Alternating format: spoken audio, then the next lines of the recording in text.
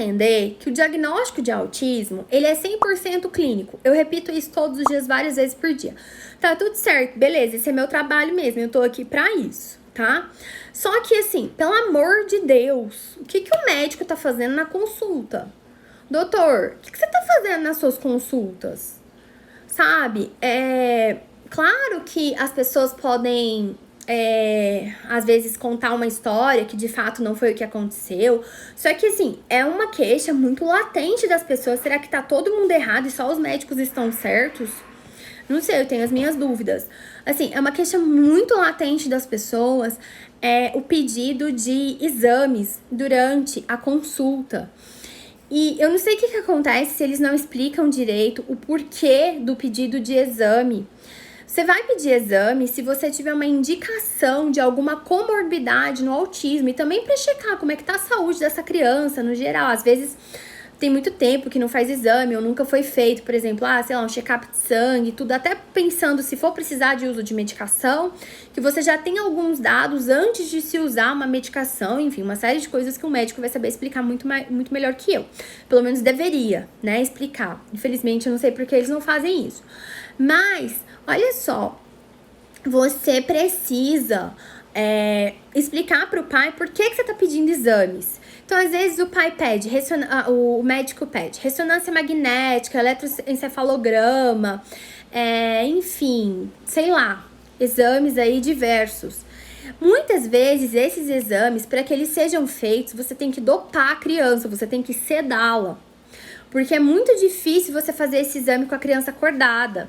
Tá? Embora o eletroencefalograma, por exemplo, a recomendação é que não se cede. Não dê sedativo para a criança, mas a criança tem que ficar quietinha. Então, assim, isso vai ser muito difícil, muitas vezes, uma criança de 2, 3 anos com autismo, tá? Tomografia também pedem, justamente. Então, eu acho que, exatamente, Vanessa. Inclusive, Vanessa, eu quero te trazer para uma live aqui comigo, tá bom? Para você me falar aí do seu trabalho. Então, olha só, a gente precisa ter clareza do porquê que você tá pedindo tal coisa, porquê que você tá pedindo ou porquê você não está pedindo. Por quê? Porque você traz mais estresse desnecessário para essa família e para essa criança. Então, assim, você tá com uma suspeita de diagnóstico, você vai ter que fazer um exame, você vai ter que fazer terapia. Muitas vezes a família fica nessa loucura de ficar fazendo exame e ficar fazendo outras coisas, ao invés de estar focando na intervenção, ao invés de tipo, olha, hoje a gente veio aqui, nós estamos com esse atraso, amanhã ela já tá dentro do consultório, da sala de atendimento da terapeuta. Não, a gente fica, meses. Agora então com a pandemia, tudo é culpa do Covid. Tudo é culpa do Covid e aí, o que acontece? As crianças vão ficar sem estimulação, o tempo vai passar. Então, peça só o que for necessário. Eu não sei o que acontece, se as pessoas têm algum ganho por recomendar exame. Eu não entendo desse mundo médico, não, tá? Embora tenha médicos aí na família, mas eu não entendo desse mundo médico, não, tá? Então, assim, é preciso que você explique para a família, tá? Para começar, você marca se é consulta de análise diagnóstica, que você coloque pelo menos 1h30, 2 horas da sua consulta, porque geralmente esses médicos são particulares. Eles cobram 600, 700 reais a hora e querem fazer consulta de meia hora.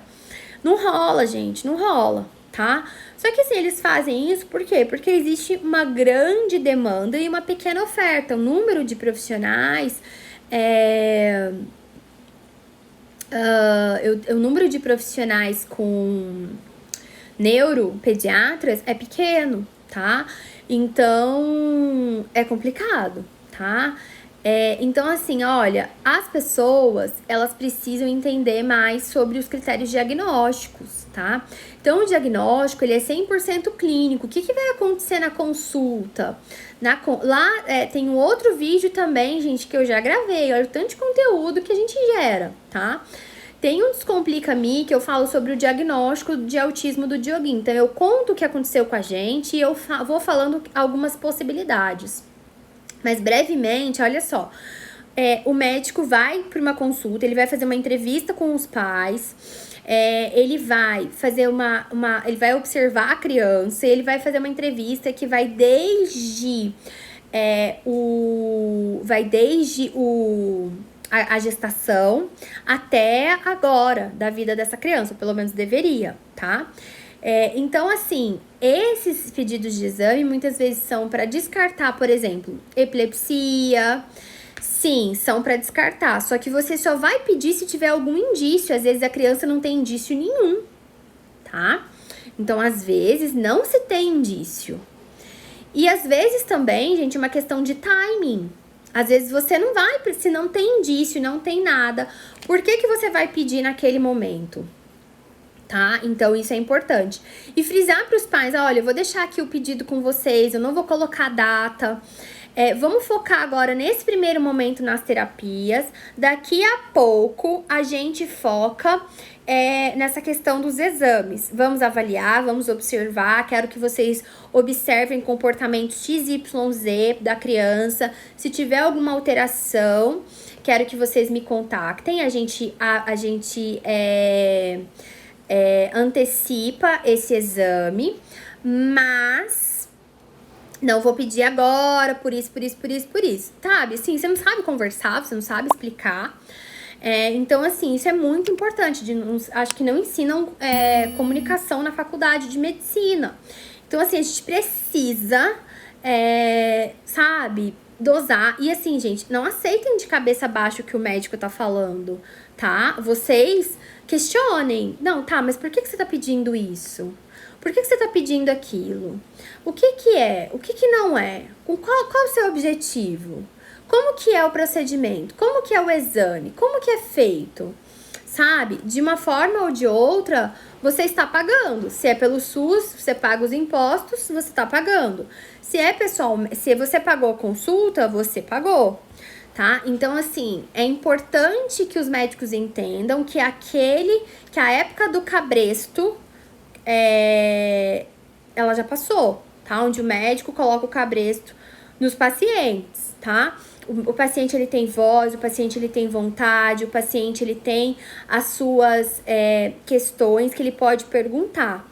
E as pessoas não precisam ficar ofendidas porque elas estão perguntando. Então, o médico, ele precisa descer do pedestal, calçar a sandalinha da humildade e entender que se a pessoa está te perguntando, não é porque ela está te contestando, porque ela está achando que você não tem competência.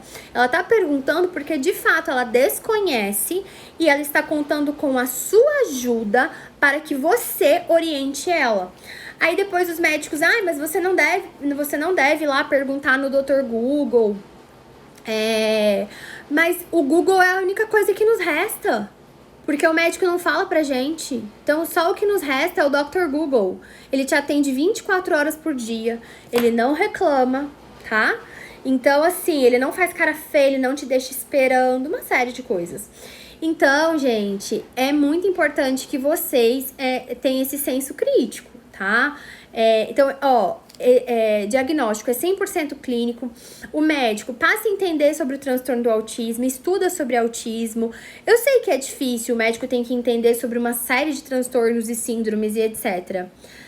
Eu não sei como que, do ponto de vista deles, eles conseguem acumular tanto conhecimento e entender sobre tudo e tal, beleza, mas aí eles têm que se virarem, eles que lutem, foram a profissão que eles escolheram. Ou senão eles focam, olha, eu sou um neuropediatra que sou especialista em autismo, então, secretária, eu só atendo crianças com suspeita de autismo. Nicha, isso chama subnichar o seu negócio, porque o seu consultório é um negócio, doutor. Então, mas isso aí é problema deles, tá? Então, se você se coloca numa situação onde você vai atender uma ampla gama de transtornos, de questões, você tem que, ou você está muito preparado, ou você não faz isso, tá? Então, isso é bem importante. O problema é que a pessoa quer abraçar o mundo para poder ganhar mais dinheiro. Não tem nada de errado com isso. Eu acho que tem que ganhar dinheiro mesmo. Tá fazendo um bom trabalho. O dinheiro é consequência de um trabalho bem feito. Tá tudo certo, não tem problema nenhum com isso. Mas você precisa saber o que você tá fazendo, tá? Fazer com responsabilidade. Então, o diagnóstico ele é 100% clínico. Na maioria das vezes, sim, o médico vai dar esse diagnóstico já na primeira consulta, numa consulta demorada, detalhada, quando ele conhece bem de autismo, quando ele conhece bem das características, quando ele tem uma experiência, tanto teórica quanto prática. Então, isso é muito importante. Então, o médico fica nessa coisa de encaminhar ou passar uma bateria de exames, justamente igual vocês falaram, tá? Então, assim, tá errado. Essa era aí, ó, já era, galera. Ó, a gente tem fono, a gente tem psicólogo, profissional que muitas vezes, ó, faz muito mais sucesso, tem agenda lotada, tem valor de hora justo, que muito médico não tem. Tá? Por quê? Porque ele não, muitas vezes, faz um trabalho bem feito. Tá? Então, assim, eu tenho birra mesmo, eu defendo minhas alunas mesmo, porque eu sei que elas ralam e que muitas vezes a opinião do médico se sobrepõe à da psicóloga, à da fonoaudióloga, à da terapeuta ocupacional. E muitas vezes ele nem conhece a criança direito, ele vê a criança por 30 minutos e ele acha que tudo é passar medicação ou exames. Tá? Então, assim, tá errado sim, a gente tem que corrigir isso sim, tá? Não tá certo. Deixa eu ver aqui. Então, a gente falou da questão do diagnóstico. A questão da medicação. Então, olha só, são dois pontos muito controversos, diagnóstico e medicação. Olha só, a questão da medicação. As pessoas... Até quando eu faço post de medicação, eu já fui criticada por uma médica, falando que eu não poderia falar sobre medicação. E eu acho assim, que se ela estivesse fazendo o trabalho dela, talvez se ela estivesse na linha editorial dela, post sobre medicação para esclarecer para a população, eu não precisaria estar fazendo ali o trabalho dela, porque as pessoas precisam desse conhecimento e a gente tá aqui para servir. Eu odeio falar sobre medicação, eu odeio ter que ler coisas sobre medicação. A gente não tá aqui prescrevendo remédio, mas a gente tá aqui disseminando o conhecimento. Então, assim, sobre a medicação, galera, é o seguinte. Nós temos 2 medicamentos que são os mais utilizados para o autismo, tá? Não tô prescrevendo medicação. Estou contando para vocês como que as coisas funcionam. Eles chamam risperidona e aripiprazol, tá? Primeiro nós tivemos a aprovação da risperidona, depois do aripiprazol. Aprovados pela FDA Estados Unidos, que é o centro como se fosse a nossa Anvisa no Brasil. Então, os médicos, eu fui ler a literatura, gente, de medicação, tá? Porque eu fiz uma aula para formação de AT de autismo e medicação para falar dos efeitos que muitas vezes a medicação pode ter e que a AT tem que entender para poder relatar isso para a família, até por uma questão de segurança. Então, olha só toda a preocupação de formação do nosso AT que nós estamos tendo aqui. E aí, eu tava lendo e eu tava vendo, até vendo não só artigos, mas notícias dos Estados Unidos, a quantidade de processos que existem contra as farmacêuticas, tanto da risperidona quanto do aripiprazol, devido aos efeitos dessas medicações. Por quê? Porque no início, o aripiprazol, só contando uma breve história aí, o aripiprazol foi trazido para ser menos efeitos colaterais que a risperidona. Só que o que o tempo tá mostrando e as pesquisas estão mostrando é que isso não é verdade. Pergunta se algum médico já falou isso pra mim no consultório como mãe. E aqui eu não tô sendo contra a medicação, não é isso. Eu só queria ter clareza, sabe? Eu só queria ter todos os fatos para que eu pudesse tomar a decisão do que eu vejo que é melhor pro meu filho. E isso é um absurdo, sabe? Isso é um absurdo. Então, assim, há tempos já quiseram, assim, desde os 3 anos de idade, já recomendaram a risperidona pro Dioguinho, né? E o que eu li em alguns artigos foi que o uso é recomendado a partir dos 5 anos de idade, 5 ou 6 anos de idade. Agora me deu um branco, gente. E aí eu já fiquei de orelha em pé. Olha só, gente, eu lendo artigo científico, tá? Publicado em grandes jornais. E aí eu falei assim, cara, mas por que eles estão passando medicação para crianças tão novas, né?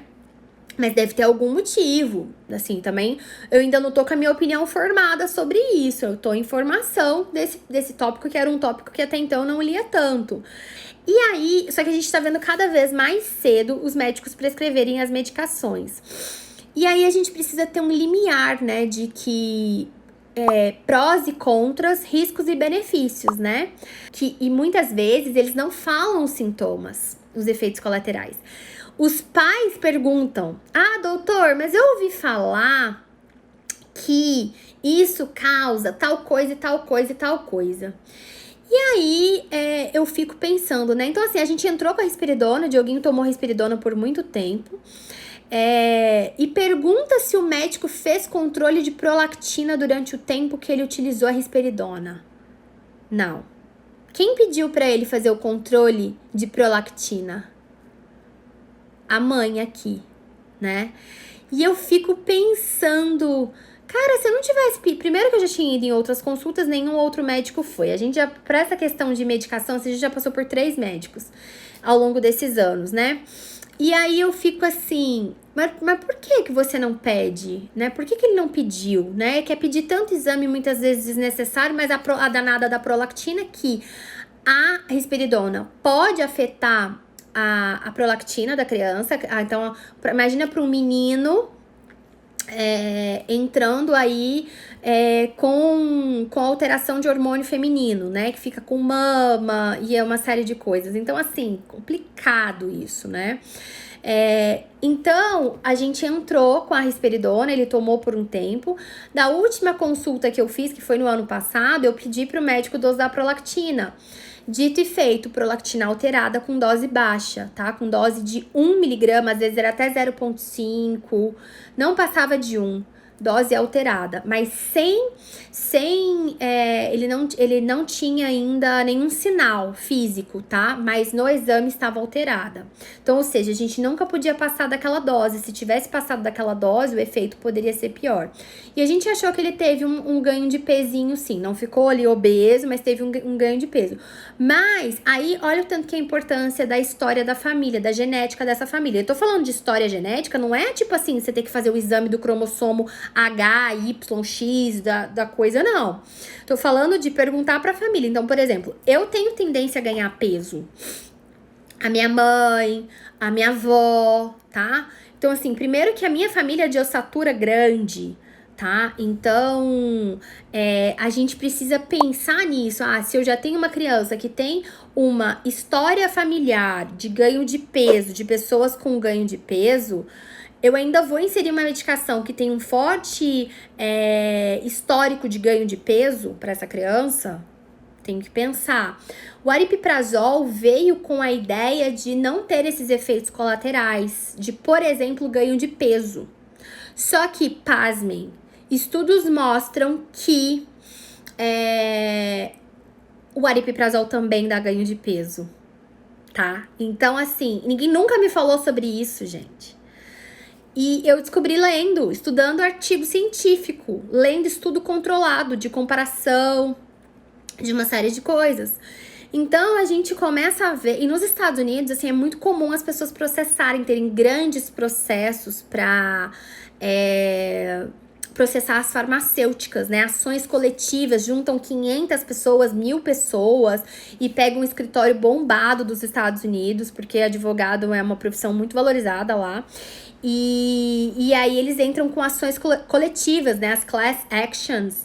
E todo mundo já viu isso nos seriados, entendeu? E é mais ou menos assim, as pessoas e processam essas farmacêuticas. Então, olha o tanto que a gente é mal informado, né? Mal informado porque as pessoas não informam, as pessoas que deveriam nos informar não nos informam. Agora, com certeza, existem casos, e muitos casos, que não tem jeito, tem que ter uma medicação. Então, assim, os médicos, eles utilizam muitas vezes outras medicações, para além da risperidona e do aripiprazol, que estão dentro das classes de medicamentos para transtornos psiquiátricos, tá? Existem 4 classes de medicamentos para transtornos aí psiquiátricos, e aí muitas vezes esses médicos eles usam outras medicações, tá? Eu fui estudar mais a fundo a risperidona e o aripiprazol, mas então assim, fiquem atentos, perguntem, questionem, então assim, olha o tanto dessas coisas, tá? E aí, gente, é muito importante a gente esclarecer que medicação não é para curar autismo, que autismo não tem cura, tá? A medicação, psicotrópicos, aí tem as outras classes que eu já esqueci. E aí, gente, é muito importante que vocês entendam que a medicação é para ajudar nos sintomas que o autismo traz, tá? A medicação é para ajudar nos comportamentos que o autismo ele traz, tá? Mas ela não é para curar o autismo, ela não é para a criança ficar menos autista, não é para ajudar ela a falar. Geralmente são utilizados para as questões de comportamentos agressivos, autoagressão, agressão às outras pessoas, estereotipias. A gente precisa saber, olha, o que isso vai afetar diretamente. Até para saber se uma medicação, ela tá sendo bem sucedida ou não, a gente precisa saber exatamente no que ela vai afetar, para que a gente possa fazer essa coleta de dados e entender se aquela medicação está surtindo efeito ou não, porque às vezes você tá tomando e ela não tá surtindo efeito, né? Meu marido fala que é um dos lugares, assim, que eu mais vou na vida, é na farmácia. Então, eu não sou uma pessoa que não toma medicação, tá? Eu sou uma pessoa que toma medicação, tá? Tipo assim, eu sou a rainha da farmácia. Hoje mesmo eu fui na farmácia. Então, eu não sou contra a medicação. Eu não sou uma pessoa assim, nossa, natural, que faz uso de um monte de coisa natural. Eu não tenho esse perfil. Eu sou assim, se eu tenho um problema, eu quero resolver. Eu tenho uma dor de cabeça, eu quero tomar um remédio, eu quero que ela passe. Ponto. Da forma mais rápida possível. Mas a gente tem que saber o buraco que a gente tá entrando, né? Assim, a gente tem que saber onde que a gente tá entrando. Então, eu fico chateada que não há essa troca de informações para deixar a pessoa consciente de quais são as consequências. Então, assim, é muito importante que a gente traga essa clareza, até pra gente observar se aquela medicação tá sendo eficaz ou não, tá?